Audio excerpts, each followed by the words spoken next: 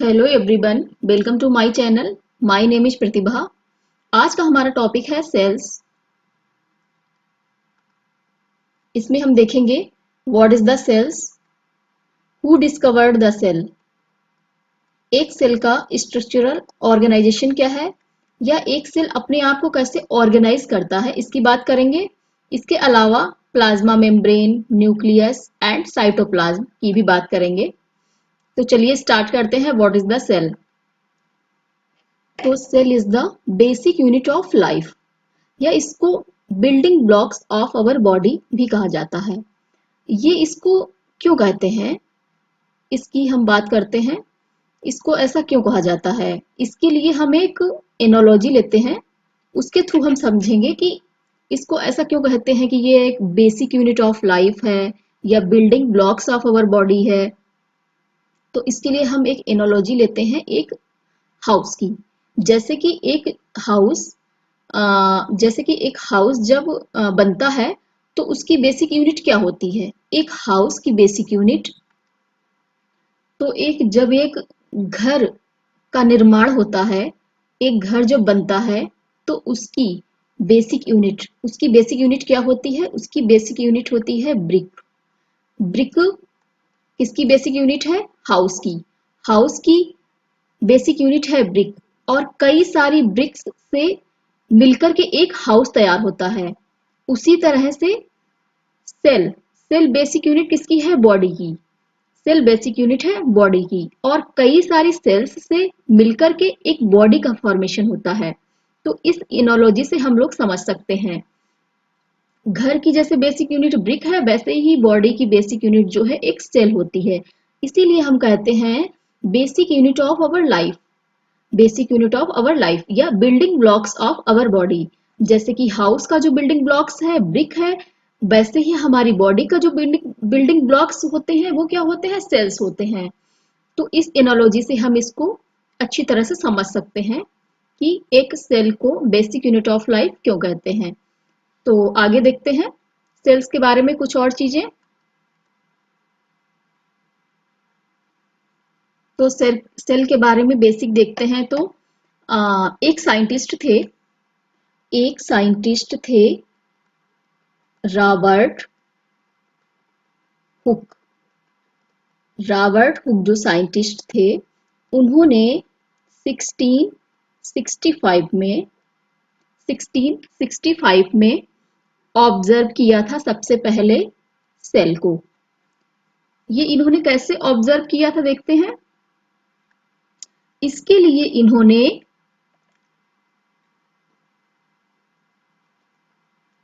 Thin slice of cork इसके लिए इन्होंने एक थिन स्लाइस ऑफ कॉर्क ली। और ये कॉर्क क्या था? ये कॉर्क क्या था? कॉर्क जो था वो बार्क ऑफ अ ट्री था।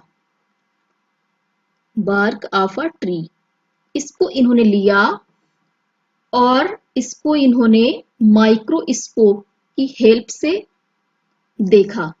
और जो ये माइक्रोस्कोप इन्होंने यूज किया था वो इन्हीं का सेल्फ डिजाइंड माइक्रोस्कोप था। उसमें इन्होंने इस कार्क को देखा। जब इन्होंने उस कार्क को माइक्रोस्कोप से देखा तो उनको जो स्ट्रक्चर मिला या दिखा, उनको जो स्ट्रक्चर वो कुछ इस तरह से था।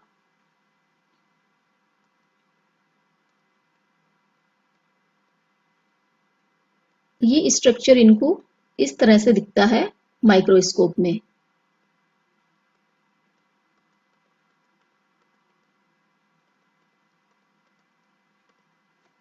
तो इस स्ट्रक्चर को इन्होंने बोला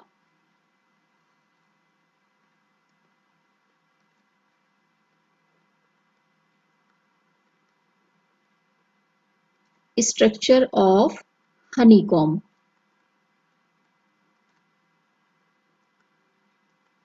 क्योंकि ये एक हनीकॉम्ब की तरह देखने में लग रहा था। इस हनीकॉम्ब लाइक स्ट्रक्चर में क्या थे?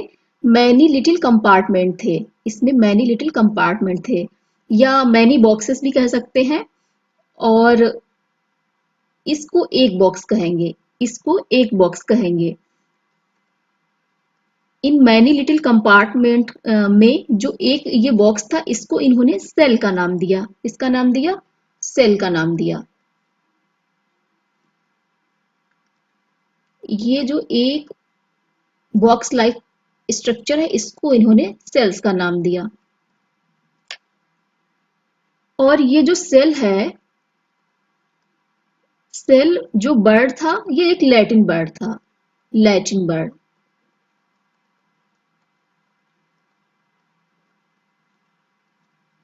और इसका मीन्स क्या होता है? सेल मीन्स होता है a little room, a little, a little room. उस समय जब रॉबर्ट हुक ने यह एक्सपेरिमेंट किया था, या ये चीजें जो उन्होंने देखी, ऑब्जर्व की, तो उस समय इसका कोई भी इम्पोर्टेंस नहीं था, कोई भी इसका सिग्निफिकेंस नहीं था उस समय। लेकिन आज अगर history of life, I mean history of science में अगर देखा जाए, तो इसका बहुत ही यूज है। या इन्होंने जो सेल शब्द, इन्होंने जो सेल शब्द का डिस्कवरी की, वो आज भी बायोलॉजी में इसका यूज हो रहा है। मतलब बाद में ये इतना ज्यादा इम्पोर्टेंट हो गया हिस्ट्री ऑफ लाइफ में। पहले इसका कोई भी सिग्निफिकेंस नहीं था। और उस समय ये वेरी फर्स्ट टाइम ये था जब किसी ने इस चीज को लिविंग थिंग्स में, इस चीज को लिविंग थिंग्स में सेपरेट यूनिट्स में अपीयर किया था। ये वेरी फर्स्ट टाइम था। किसने किया था ये काम किया था रॉबर्ट हुक ने। ये रॉबर्ट हुक ने 1665 में किया था। इसीलिए कहते हैं सेल की डिस्कवरी किसने की है? सेल की डिस्कवरी रॉबर्ट हुक ने 1665 में की है। इसके एग्जाम्पल की अगर हम बात करें, इसके एग्जाम्पल की अगर हम बात करें,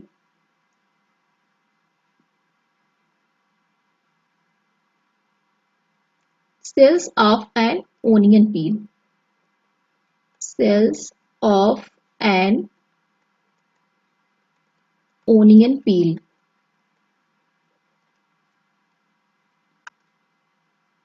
अगर ओनियन पील को माइक्रोस्कोप की हेल्प से देखा जाए, तो इसका स्ट्रक्चर,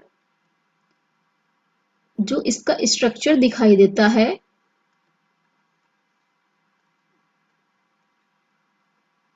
वो कुछ इस तरह से दिखेगा इसका स्ट्रक्चर।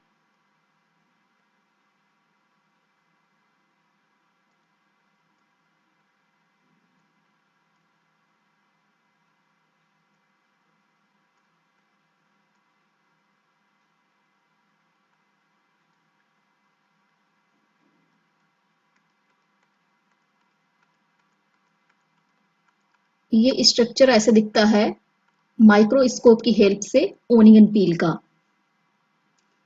तो ये क्या है? सेल्स ही तो हैं। ये इसमें जो बॉक्सेस दिख रहे हैं वो सेल्स हैं। और ये जो है इसमें डॉट या पॉइंट, ये न्यूक्लियस है, सेल का न्यूक्लियस है। तो एक एग्जांपल है सेल्स का, सेल्स ऑफ एन ओनियन पील के थ्रू हम इसको देख सकते हैं। तो ये था, बेसिक चीजें ये थी सेल्स के बारे में। आइए आगे देखते हैं। आगे और भी चीजें सेल्स के बारे में क्या है। Cells were first discovered by Robert Hooke. ये तो हम लोग देख चुके हैं कि सेल की डिस्कवरी फर्स्ट टाइम किसने की थी? रॉबर्ट हुक ने की थी 1665 में।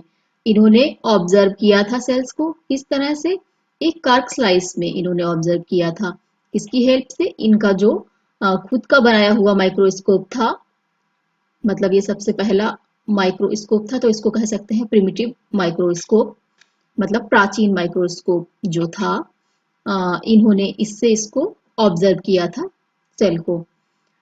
इसके बाद में एक साइंटिस्ट ल्यूवेनहॉक ने 1674 में सेल को फ्री लिविंग सेल्स इन पॉन्ड वाटर, इन्होंने पॉन्ड वाटर में फ्री लिविंग सेल्स को डिस्कवर किया। इन्होंने जो डिस्कवरी की थी, ये जो माइक्रोस्कोप था इम्प्रूव्ड था, मतलब पहले से थोड़ा सा अच्छा माइक्रोस्कोप जो था उसके थ्रू इन्होंने फ्री लिविंग सेल्स की डिस्कवरी की थी पॉन्ड वाटर से। ये भी एक फर्स्ट टाइम था जब किसी ने फ्री लिविंग सेल्स इन पॉन्ड वाटर में डिस्कवरी की थी। इसके बाद रॉबर्ट ब्राउन ने 1831 में न्यूक्लियस इन द सेल में न्यूक्लियस की डिस्कवरी की थी रॉबर्ट ब्राउन ने। इसके बाद आते हैं पुरकिंजे ने 1839 में एक टर्म दिया। पुरकिंजे ने 1839 में एक टर्म दिया। क्या टर्म था वो टर्म था प्रोटोप्लाज्म।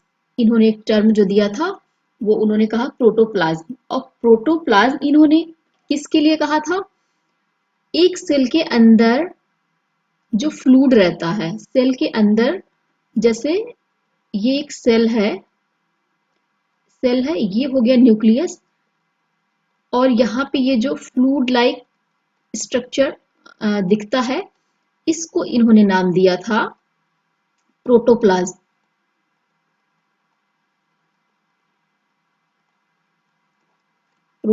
इन्होंने नाम दिया था किसने? पुरकिंजे ने 1839 में। इसके बाद दो वैज्ञानिक आते हैं, two biologists, Schleiden 1838 and Schwann 1839। इन बायोलॉजिस्ट ने सेल थ्योरी क्या प्रेजेंट की थी? इन लोगों ने सेल थ्योरी को प्रेजेंट किया था। सेल थ्योरी जो इन्होंने प्रेजेंट की थी उसमें इन्होंने क्या कहा था? उसमें इन्होंने बोला जो प्लांट एंड एनिमल हैं वो कंपोजिशन है सेल का कंपोजिशन है, मतलब प्लांट और एनिमल सेल के कंपोजिशन से ही बने हुए हैं। इन्होंने ये बोला था अपनी थ्योरी में। इसलिए इन्होंने ये भी कहा कि इस तरह से the cell is the basic unit of life. इस तरह से जो एक सेल है वो हमारी लाइफ की बेसिक यूनिट है। इसके बाद सेल थ्योरी में थोड़ा सा एक्सपैंड किया गया सेल थ्योरी को। ये किसने किया था? सेल थ्योरी को जो एक्सपैंड किया था वो बर्चू ने किया था 1855 में बर्चू ने ये जो सेल थ्योरी दी गई थी स्लाइडेन एंड स्वान के द्वारा, उसको इन्होंने एक्सपैंड किया। और इन्होंने क्या सजेस्ट किया? इन्होंने सजेस्ट किया all cells arise from pre existing cells, कि जो सभी सेल्स हैं वो किससे अराइज हुई हैं? प्री एग्जिस्टिंग सेल्स से अराइज हुई हैं। ये बात बर्चू ने कही थी। With the discovery of the electron microscope इन 1940, इसके बाद में 1940 में इलेक्ट्रॉन माइक्रोस्कोप की डिस्कवरी हुई। कौन सी? इलेक्ट्रॉन माइक्रोस्कोप की डिस्कवरी हुई 1940 में। जब डिस्कवरी इसकी हो गई उसके बाद पॉसिबल हो गया, क्या पॉसिबल हो गया? यह समझना पॉसिबल हो गया कि the complex structure of the cell का जो कॉम्प्लेक्स स्ट्रक्चर है एंड इट्स वेरियस ऑर्गेनेल्स, और इसके वेरियस ऑर्गेनेल्स मतलब क्या है? ये इलेक्ट्रॉन माइक्रोस्कोप से ऑब्जर्व किया गया कि सेल का जो कॉम्प्लेक्स स्ट्रक्चर है और इसके अंदर इसके ऑर्गेनेल क्या है। ये कैसे हमको पता चला? ये इलेक्ट्रॉन माइक्रोस्कोप के थ्रू ही पता चला, जो कि 1940 में डिस्कवर की गई थी। आगे देखते हैं, what is the cell made of? एक सेल किससे बनी हुई होती है, या एक सेल का स्ट्रक्चरल ऑर्गेनाइजेशन क्या होता है? मतलब एक सेल अपने आप को कैसे ऑर्गेनाइज करती है, क्या क्या चीजें इसमें होती हैं? तो आइए देखते हैं। The cell has special component, एक सेल के पास में स्पेशल इसके कंपोनेंट्स होते हैं, उसको बोलते हैं ऑर्गेनेल्स बोलते हैं। और ये सेल कैसे ऑर्गेनाइज होती है? अगर हम एक सेल की स्टडी करते हैं माइक्रोस्कोप से, अगर माइक्रोस्कोप से एक सेल की स्टडी की जाए तो उसमें three features in almost every cell, मतलब जो एक सेल है उसको अगर माइक्रोस्कोप से देखा जाए तो एक सेल में थ्री फीचर होते हैं। कौन कौन से? Plasma membrane, nucleus and cytoplasm. मतलब ये एक सिंगल सेल में ये थ्री फीचर्स होते हैं। Nucleus,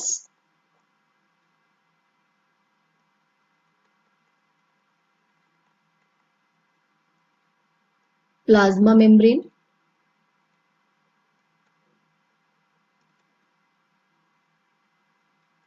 and cytoplasm. ये एवरी सेल में फीचर होते हैं। Plasma membrane, nucleus and cytoplasm.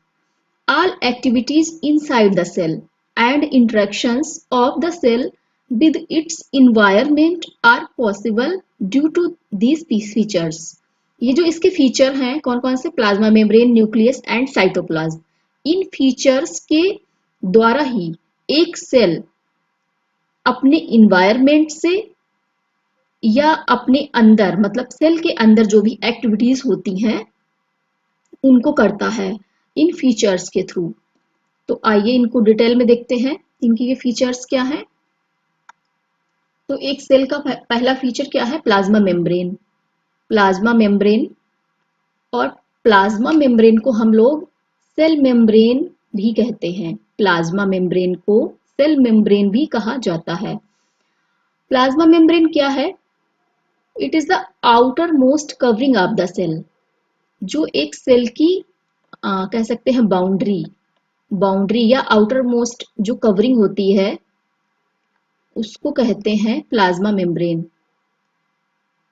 मान लिया ये एक सेल है और इसकी जो ये कवरिंग है आउटर मोस्ट, मतलब सबसे बाहरी ये जो कवरिंग है इसको कहते हैं प्लाज्मा मेम्ब्रेन।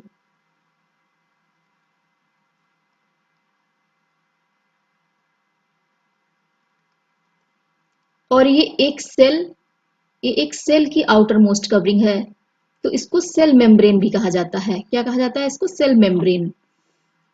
और ये सेल मेम्ब्रेन या प्लाज्मा मेम्ब्रेन क्या करती है? ये सेपरेट करती है। किसको सेपरेट करती है? Contents of the cell from its external environment. ये जो है ये इसके ये बाहर का इन्वायरमेंट हो गया और ये इसके अंदर का इन्वायरमेंट हो गया।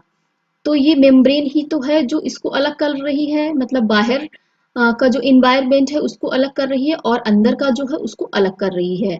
ये काम कौन करता है? प्लाज्मा मेम्ब्रेन का ये काम है। Plasma membrane allows or permits the entry and exit of some materials in and out of the cell.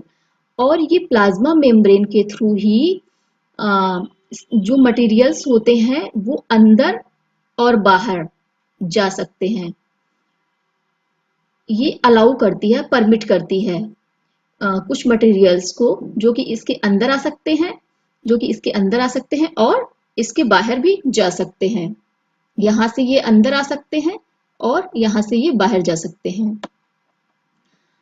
मतलब हम ये कह सकते हैं जैसे कि हमारा घर है, एक घर है, उस घर के बाहर एक गार्ड बैठा हुआ है।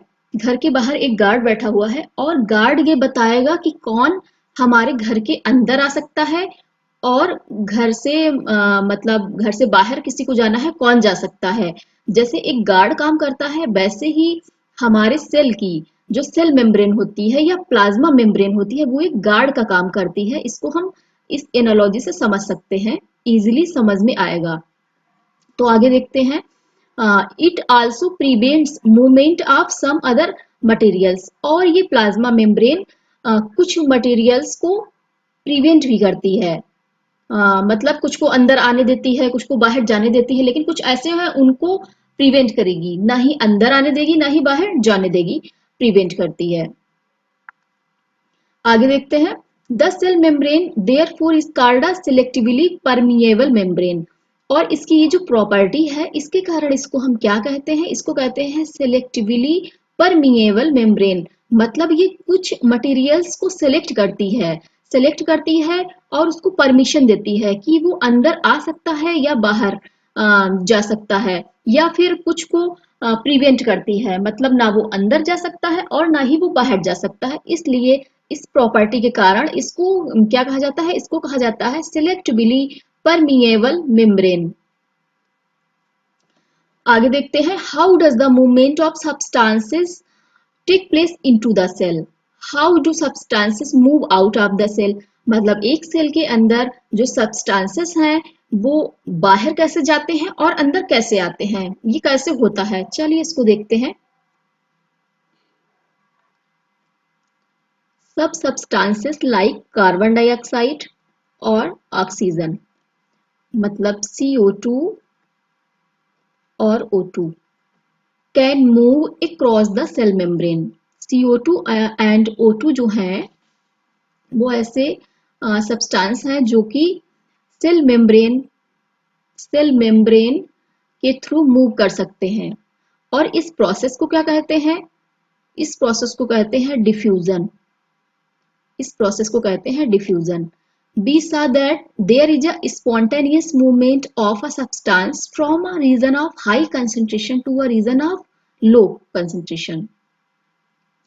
मतलब जहां पर जो सब्सटेंस है उसकी कंसेंट्रेशन हाई होगी और जहां पर लो होगी। हाई टू लो मतलब high to low, high concentration and low concentration. तो डिफ्यूजन क्या है, diffusion means high concentration to low concentration. Substance कहाँ पे मूवमेंट करेगा, high concentration to low concentration move करेगा। इस प्रोसेस को क्या कहते हैं, डिफ्यूजन कहते हैं। Something similar to this happen in cells when. इसका एग्जांपल देखते हैं क्या है। Some substance like CO2 which is cellular waste and required to be excreted out by the cell। CO2 जो है हमारी बॉडी में, CO2 को क्या बोलते हैं, सेलुलर वेस्ट बोलते हैं, और इसको बॉडी से बाहर एक्सक्रीट किया जाता है या सेल के बाहर इसको एक्सक्रीट किया जाता है। और ये कैसे, मतलब CO2 बॉडी से बाहर कैसे एक्सक्रीट होती है, ये डिफ्यूजन के थ्रू ही होती है। जब हमारी बॉडी के अंदर हाई कंसेंट्रेशन ऑफ CO2 हो जाता है इनसाइड, मतलब बॉडी के अंदर कह सकते हैं या इनसाइड द सेल कह सकते हैं, जब CO2 का कंसेंट्रेशन बहुत ज्यादा हो जाता है in the cell's external environment. और जो एक्सटर्नल मतलब बॉडी के बाहर या सेल के बाहर जो कंसेंट्रेशन है वो कैसा है, लो है। बॉडी के अंदर CO2 हाई है, बॉडी के बाहर CO2 लो है। तो अगर हम कंपेयर करते हैं इनसाइड एंड आउटसाइड, इनसाइड में हाई है, आउटसाइड में लो है, तो CO2 कहां से कहां मूव करेगा, CO2 मूव करेगा हाई टू लो, मतलब बॉडी के अंदर से बॉडी के बाहर को मूव करेगा, या कह सकते हैं एक सेल के अंदर से एक सेल के बाहर मूव करेगा। और ये किस प्रोसेस के थ्रू होता है, इस मतलब ये जो प्रोसेस होती है हाई टू लो, इसको इस प्रोसेस को ही डिफ्यूजन कहा जाता है।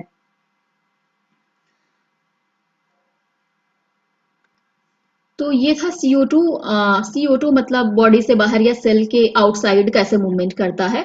अब देखते हैं O2 इंटर कैसे करता है सेल में। O2 इंटर कैसे करेगा सेल में, या O2 बॉडी में कैसे इंटर करता है, इसकी जो ये प्रोसेस है इसको भी डिफ्यूजन ही कहते हैं।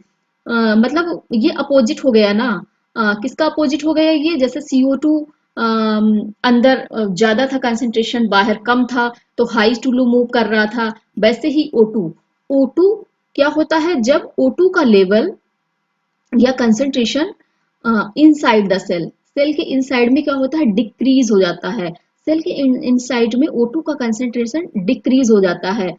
और जब कंपेयर करते हैं उसके बाहर के इन्वायरमेंट के, तो O2 का कंसेंट्रेशन हाई होता है। तो O2 कहां से कहां मूव करेगा, O2 मूव करेगा high to low, means cell के बाहर से सेल के अंदर, या बॉडी के बाहर से बॉडी के अंदर।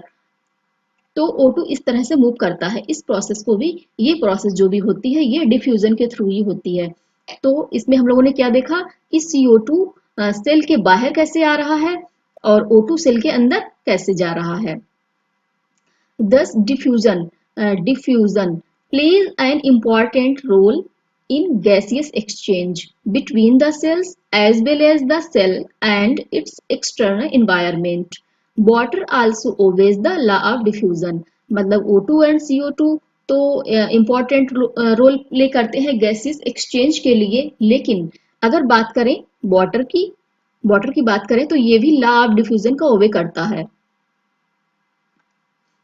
तो वाटर जो है लॉ ऑफ डिफ्यूजन को ओबे करता है। The movement of water molecules through such a selectively permeable membrane is called osmosis. H2O ओबे करता है डिफ्यूजन को, लेकिन इसकी ये जो प्रोसेस होती है उस प्रोसेस को हम लोग कहते हैं osmosis. The movement of water across the plasma membrane is also affected by the amount of substance dissolved in water. Water में जो सब्सटेंस डिजोल्व होते हैं उनके अमाउंट पे भी वाटर का जो मूवमेंट होता है वो अफेक्ट होता है। इसलिए osmosis is the passes of water. Osmosis क्या है? एक वाटर का पैसेज ऑफ वाटर है from the region of high water concentration through a selectively permeable membrane to a region of low water concentration till equilibrium is reached। मतलब ये water high region of high water concentration through low water concentration तो होता है, लेकिन इसके किसके through ये होता है? सिलेक्टिवली परमिएबल मेम्ब्रेन के थ्रू होता है। और ये जब तक होता रहता है हाई टू लो, तब जब तक इसकी जो इक्विलिब्रियम मतलब ये अपने इक्विलिब्रियम तक नहीं पहुंच जाता है, जब तक ये इसकी प्रोसेस हाई टू लो चलती रहती है। तो वाटर का जो मूवमेंट होता है या वाटर मॉलिक्यूल्स का जो मूवमेंट होता है इसके थ्रू होता है, सेलेक्टिवली परमिएबल मेम्ब्रेन के थ्रू होता है। और इस प्रोसेस को क्या कहते हैं? इस प्रोसेस को कहते हैं ऑस्मोसिस। आगे क्या है? What will happen if we put an animal cell or a plant cell into a solution of sugar or salt in water। इसको हम प्रैक्टिकली अगर देखें, जैसे कि एक एनिमल सेल या प्लांट सेल को अगर सुगर या फिर साल्ट के सॉल्यूशन में रखा जाए तो इसमें क्या होता है, ये है यहाँ पे। तो इसमें थ्री थिंग्स हैपन होती हैं, थ्री थिंग्स इसमें होती हैं। कौन कौन सी? Hypotonic, isotonic and hypertonic. ये थ्री प्रोसेसेस, ये थ्री थिंग्स इसमें अपीयर होती हैं अगर एक एनिमल सेल को या फिर एक प्लांट सेल को सुगर या साल्ट के सॉल्यूशन में रखा जाए तो ये हाइपोटोनिक, आइसोटोनिक एंड हाइपरटोनिक। इसके बारे में थोड़ा सा इसका मीन्स समझ लेते हैं क्या है। इसमें जैसे कि दिया है हाइपो, एक है आइसो, हाइपर। तो इसमें हाइपो मतलब इसको समझने के लिए हमने इसको ब्रेक किया है इस टर्म को। तो अगर हाइपो को देखें, hypo means less, hypo means less. And iso means same,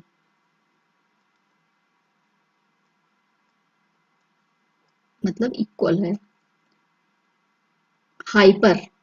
hyper means more.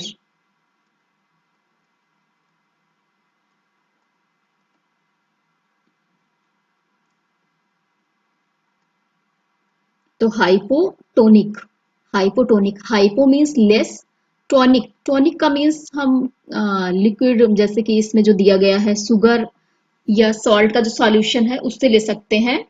Hypo less, tonic मतलब सॉल्यूशन तो क्या है? लेस सॉल्यूशन है। आइसोटोनिक मतलब same solution.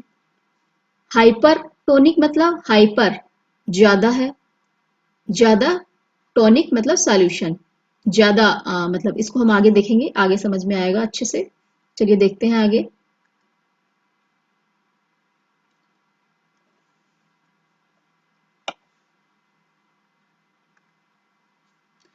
If the medium surrounding the cell has a higher water concentration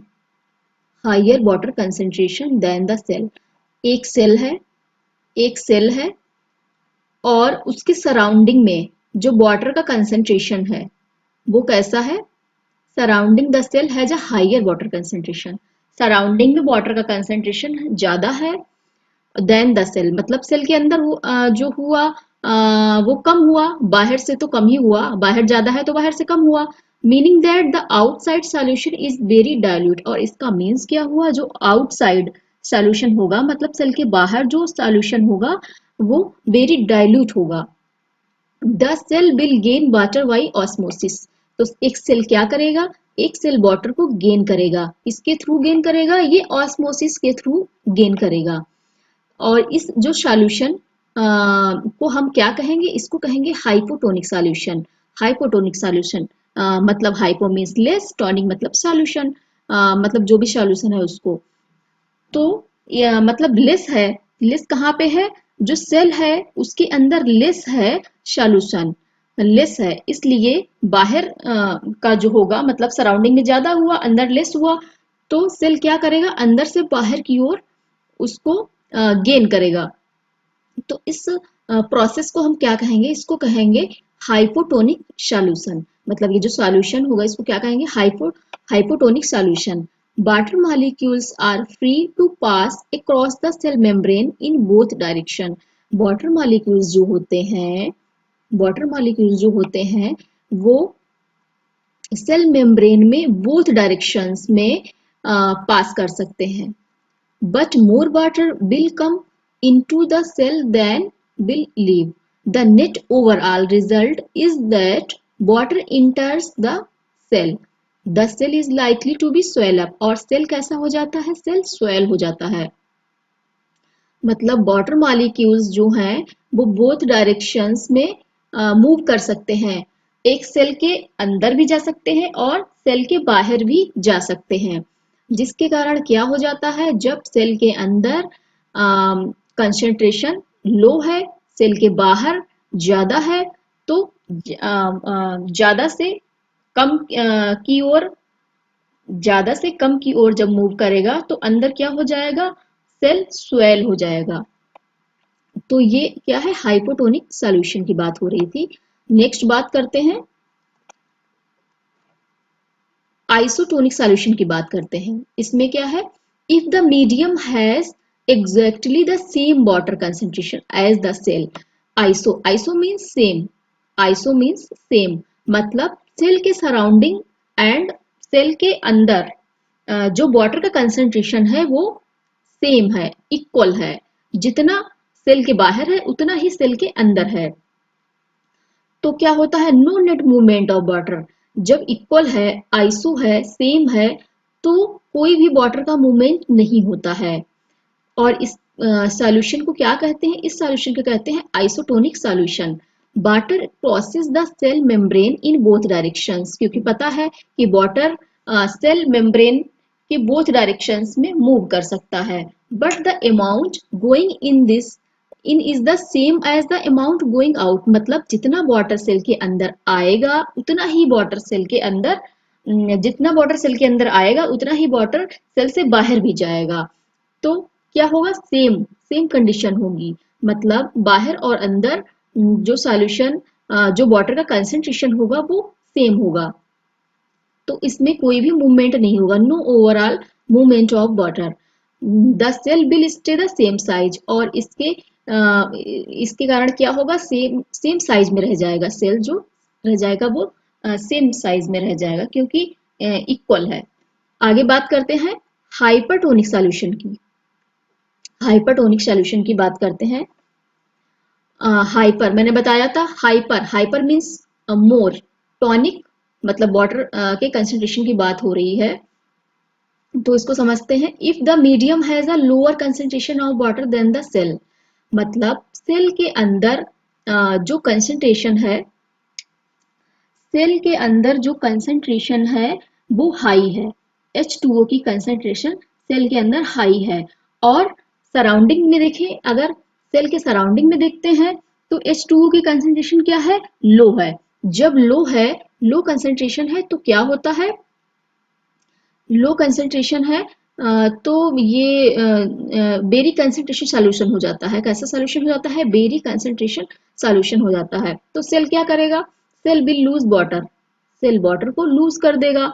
loose क्यों कर देगा, क्योंकि सेल के अंदर बहुत ज्यादा वाटर है। और ये किस प्रोसेस के थ्रू होगा, ये होगा ऑस्मोसिस के through. Such a solution is known as a hypertonic solution. Again, water crosses the cell membrane in both direction, क्योंकि वाटर जो है सेल के अंदर भी जा सकता है और सेल के बाहर भी जा सकता है। तो but this time more water leaves the cell, और सेल क्या करता है, वाटर, बहुत ज्यादा वाटर को लूज कर देता है या लीव कर देता है बहुत ज्यादा वाटर को। तो इसके कारण क्या होता है, सेल श्रिंक हो जाती है। सेल कैसी हो जाती है, श्रिंक हो जाती है। तो इस सॉल्यूशन को क्या कहेंगे, इसको कहते हैं हाइपरटोनिक सॉल्यूशन। दस osmosis, osmosis is a special case of diffusion through a selectively permeable membrane. Osmosis क्या है, स्पेशल केस है डिफ्यूजन का, इसके थ्रू, सिलेक्टिवली परमिएबल मेम्ब्रेन के थ्रू। तो ये था हाइपोटोनिक सॉल्यूशन क्या है, आइसोटोनिक सॉल्यूशन क्या है, एंड हाइपरटोनिक सॉल्यूशन क्या है। तो ये हाइपोटोनिक, आइसोटोनिक एंड हाइपरटोनिक को समझते हैं थोड़ा और इजी वे में। तो देखते हैं hypotonic solution, isotonic solution and hypertonic को कुछ इस तरह से हम लोग समझ सकते हैं।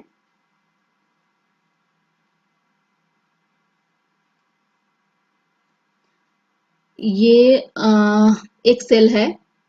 सेल को जब इस सॉल्यूशन में डाला गया, इस सेल को भी, इस सेल को भी, तो क्या देखते हैं, यहाँ पे जो ये H2O का कंसेंट्रेशन है, H2O का कंसेंट्रेशन यहाँ पे हाई है। और इसमें अगर हम देखते हैं, मतलब सेल के अंदर, सेल के अंदर अगर हम देखें तो H2O का कंसेंट्रेशन लो है। सेल के अंदर लो है कंसेंट्रेशन, सेल के बाहर H2O का कंसेंट्रेशन हाई है। तो वाटर मॉलिक्यूल्स तो फ्री है मूव करने के लिए, एक outside the cell and inside the cell. तो water molecules high concentration to low concentration move करेंगे। जब high concentration to low concentration water molecules move करेंगे सराउंडिंग से इनसाइड में, तो क्या होगा, ये सेल, सेल कुछ इस तरह से दिखेगी। मतलब सेल यहाँ पे कैसी थी और यहाँ पे कैसी है, ये सेल क्या हो जाएगी, सेल स्वेल हो जाएगी। सेल क्या करेगी, स्वेल हो जाएगी, क्योंकि अब सेल के अंदर H2O का कंसेंट्रेशन आउटसाइड से इनसाइड एंटर हो गया है। इसलिए हाइपोटोनिक सॉल्यूशन में सेल कैसी हो जाएगी, स्वेल हो जाएगी।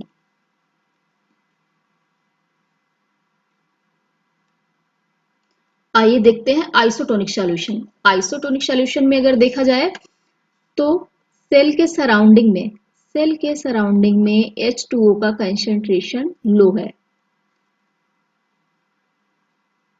सेल के इनसाइड में देखें तो H2O का कंसेंट्रेशन हाई है। तो water molecules high to low move करेंगे, मतलब सेल के अंदर से water molecules, oh sorry sorry,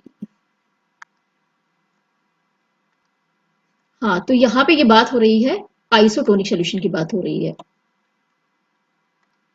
isotonic solution में, आइसोटोनिक सॉल्यूशन में क्या है, H2O का कंसेंट्रेशन आउटसाइड में जो है वही इनसाइड में होगा। ये बाय मिस्टेक हुआ है, मैं हाइपरटोनिक का बताने लगी थी।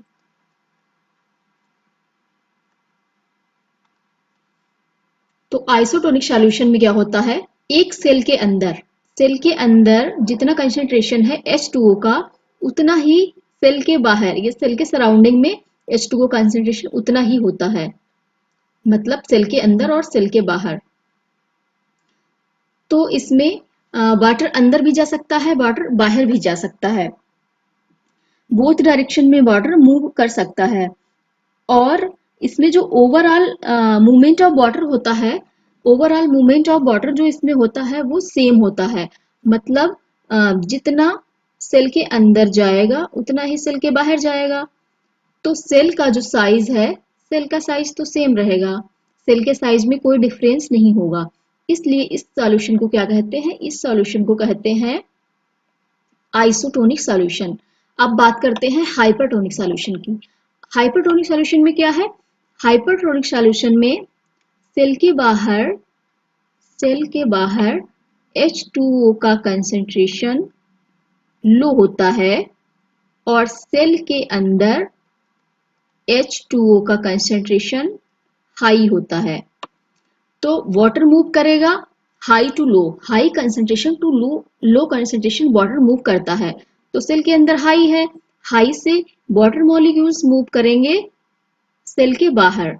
तो क्या होगा, जब यहाँ से सेल के बाहर वाटर मॉलिक्यूल्स मूव करेंगे और वाटर मॉलिक्यूल्स इतना ज्यादा मूव करते हैं कि सेल कैसी हो जाती है, सेल श्रिंक हो जाती है, सेल का शेप कुछ इस तरह से हो जाता है। तो इस तरह के सॉल्यूशन को कहते हैं हाइपरटोनिक सॉल्यूशन। मतलब हाइपो मीन्स, इसको दोबारा समझ लेते हैं, हाइपो मीन्स कम हुआ, टॉनिक मतलब वाटर कंसंट्रेशन की बात हो रही है। तो ये जो सेल है हाइपो है, मतलब इसमें कम है, क्या कम है, H2O का कंसंट्रेशन इसमें कम है। जब इसमें कंसंट्रेशन कम है, मतलब किसी के पास कोई चीज कम है तो उसको क्या है, उसको वो चीज और वो चाहिए, कम है तो चाहिए, मतलब H2O कम है तो इसको चाहिए। जब चाहिए तो ये H2O गेन करेगा, ये सेल H2O गेन करेगा। जब गेन कर लेगा तो इसके पास में वाटर मॉलिक्यूल्स इतने हो जाएंगे और ये सेल कैसी हो जाएगी, स्वेल हो जाएगी। ऐसे ही आइसो का मतलब सेम, टॉनिक मतलब H2O कंसंट्रेशन की बात हो रही है, मतलब सेल के बाहर और सेल के अंदर वाटर कंसंट्रेशन कैसा है, सेम है। जब सेम है तो वाटर मॉलिक्यूल जितने बाहर से अंदर जाएंगे उतने ही अंदर से बाहर आएंगे, मतलब सेल का जो साइज है वो इक्वल रहेगा, इसके साइज में कोई डिफरेंस नहीं होगा। हाइपरटोनिक की बात करते हैं तो हाइपर मीन्स ज्यादा, मतलब मोर, हाइपर मीन्स मोर। टॉनिक की बात हो रही है तो H2 कंसंट्रेशन की बात हो रही है। मतलब हाइपर, किसी के पास कोई चीज बहुत ज्यादा है, किसी के पास कोई चीज बहुत ज्यादा है तो वो क्या करेगा, किसी को भी दे सकता है। मतलब इस सेल के पास वाटर कंसंट्रेशन बहुत ज्यादा है तो इसने क्या किया, एक्सट्रीट कर दिया, सेल के बाहर इसने H2O मॉलिक्यूल्स को बाहर जब कर देता है तो इसके पास में वाटर जो मॉलिक्यूल्स होते हैं तो मतलब बाहर जाने पर जो सेल है उसका साइज उस इस तरह से हो जाता है, सेल कैसी हो जाती है, श्रिंक हो जाती है। तो हाइपोटोनिक में सेल स्वेल हो जाएगी, आइसोटोनिक में सेल का साइज सेम रहता है एंड हाइपरटोनिक में सेल श्रिंक हो जाती है।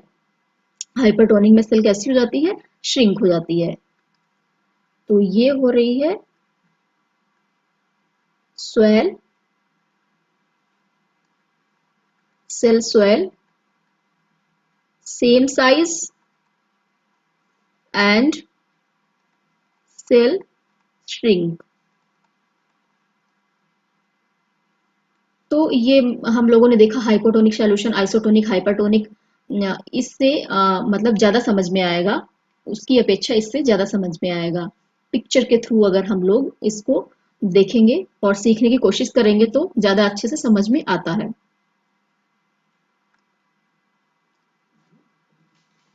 इसको हम इस एक्टिविटीज से भी समझ सकते हैं, जैसे कि इसका एग्जांपल,